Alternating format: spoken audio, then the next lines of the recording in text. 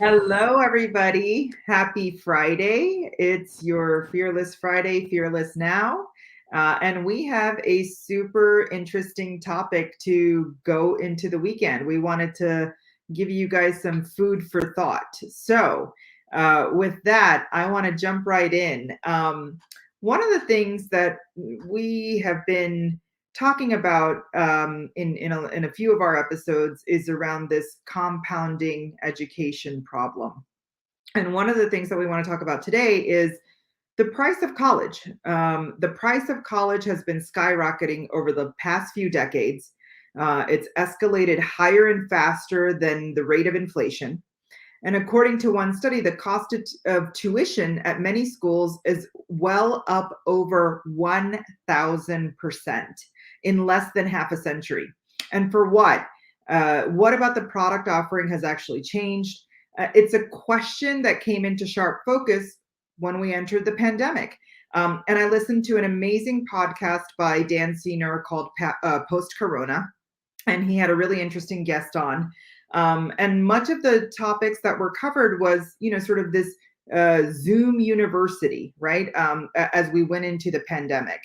And interestingly, about 3 years ago, one of the Harvard business professors, Clay Christensen, the late Clay Christensen, predicted that half of all colleges in the US would close sometime this decade, and their business models would be unsustainable and would be disrupted. And then, of course, there was the pandemic. So with that, there's a lot to unpack in those statements. One, from a business aspect, Mike and I always, as entrepreneurs, think about it from a business aspect. The college model is a business model. And then from the education aspect, what are we doing in terms of our kids getting the experience in colleges or not going to college, and what is the difference? And I have a few more stats, but I wanted to have Mike chime in as well. We'll leave a couple of links in the being outside. You hear some birds. ASMR. We'll leave a couple of links in the comments to these videos. It just so happened that this week there were a few things that came out. So you guys are familiar with edx.org and 2u.com. So 2u.com and edx.org recently joined forces. And I forget the numbers, but it's like 35 million students, if I'm not mistaken, and that they're reaching, or maybe more. Like the number was large. And it's all part of the massive online open courses. So the acronym is MOOC. And the idea is that you can get educated without going to university. They have a concept of micro masters and micro bachelors, where you pick up those skills. So let's say I've been looking at a course on AI-driven marketing. Like, I don't need to go to university to get a degree in it. I just need the 1 or 2 courses that I can take in any of the online universities that I respect. So all of these interesting things that are happening today are very much supporting the Dr. Clay Christensen's view.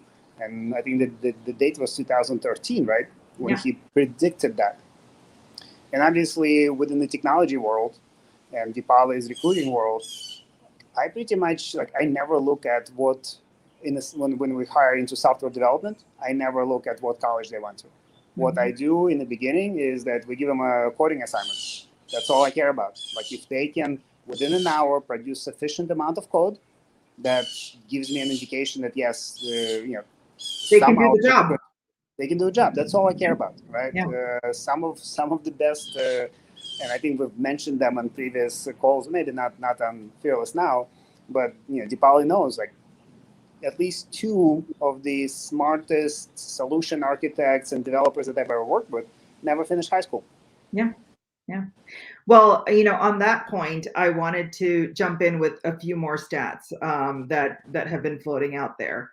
So the belief is, or I don't want to say belief, because it is a stat that is out there. A college education still ultimately pays off when it comes to the average salaries, right? So a college degree person, a person with a college degree earns $30,000 more in salary each year than a person with a high school degree. Now, I'm going to give you another stat that we found in one of the Berkeley PhD studies around EQ. And EQ makes on average 29,000 per year more than people with lower EQ. So if you have higher EQ, you're basically hitting that stat. What does that tell me? That tells me that yes, college is giving you knowledge transfer and they're giving you a certification. And by the way, in between is that social experience is what these kids are really valuing. And that social experience is where they learn all of that EQ. It's not actually in school, in that classroom. It's actually true experience. And I'm glad that Mike brought up sort of these, micro degrees, because we at Fearless have been really thinking about how do we take all the stuff that the kids are not learning in school? How do we teach that in some micro way? And then we also want to give them the experience, right? So the experiential learning piece in a social setting. And so what we found is that to bring up their EQ, they don't necessarily have to have, such technical content, but they get into these micro internships, and guess what? They experience team culture, they experience work life, they get to collaborate, they get to research, they get to learn, and they get to deliver, and they get to present. That's a whole experience that gives them confidence. And that's what is going to drive their EQ and on average out earn others that may not have that experience. So that's what we are all about at Fearless. We want to bring everything together and really connect the dots. But if you're actually looking at just the numbers, which Mike is a numbers guy, he's a black and white type of guy. If you're looking at college education, $30,000 on average, EQ gets you paid just about the same. What are we talking about here? There are a couple of other interesting aspects to consider. One of the things that either I did not know or forgot that we were teaching our participants in the summer as a part of psychology is that the frontal cortex of a teenager or a young adult does not finish maturing until age of 25. Yeah. And we as a society have a certain expectation of a 17-year-old, 18-year-old teenager to make a decision of what is it that they want to study in college, because that is going to be an indication of what they're going to be working in. That hasn't been the case even pre-COVID. It hasn't been the case before MOOCs were around, right? The statistic, which we highlighted yesterday, out of 100 high school students, only 69 went to college before COVID. Out of those 69, 50%, let's call it 35, graduated college. Within 2 years, only 25% of workforce is utilizing the skills they learned in college. Yeah. So this concept of that this industry of higher education will be disrupted is not new. So the two articles that we will post, both of them come. It's a 2 out of the 3-part series, come from. Hopefully I'm pronouncing his name right. He is a founder, CEO of EDX, professor at MIT, Anand Agarwal.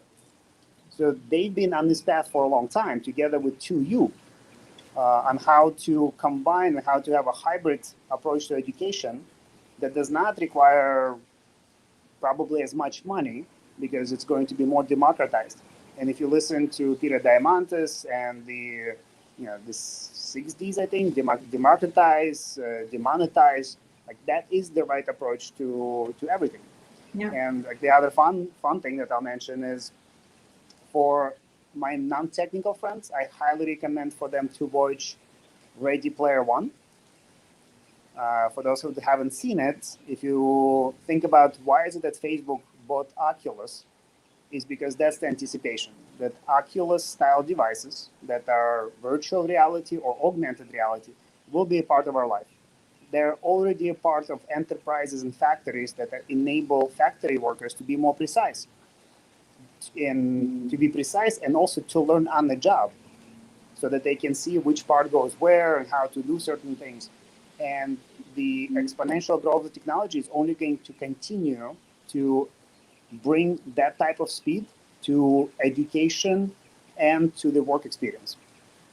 Well, and with that said, we at Fearless do have something up our sleeves around that type of technology. We're not revealing that just yet, but stay tuned as we talk about that and do a deeper dive around that topic. But for our Fearless Friday, we wanted to plant the seed today and really get your view if the college economic model that's being offered is broken. And if you're in a position where you have kids that are entering college, what does that mean? How is the conversations going in your homes? And how do you expect sort of the return on investment when you talk to your kids about college and whether or not they'd like to go or think about these micro degrees or think about experiential learning?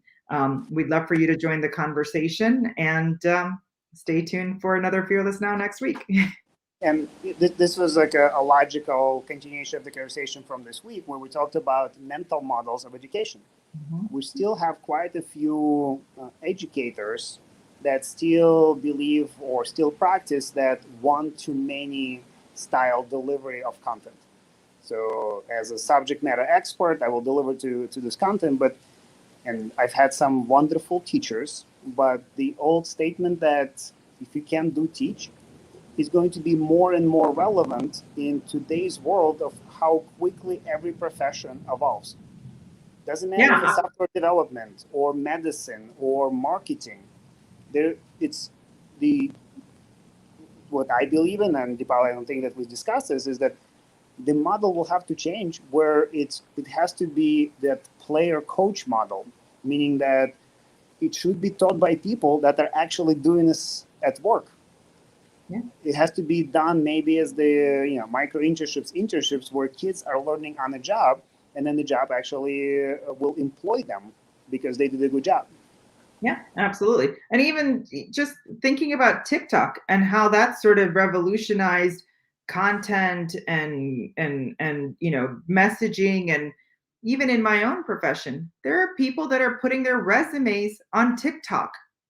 I think that is mind-blowing. So I think every aspect of technology and the evolution is so accelerated. And if we don't catch up with the times, these stats don't lie when they say that colleges, that product has not really changed. And I'm actually afraid that, if they don't, it's a slippery slope, right? If we do not evolve, it's a very slippery slope as to what's going to happen to the next generation. So that's the conversation we're having, and food for thought for the weekend. Have a fantastic Fearless weekend. Bye, everybody. Bye.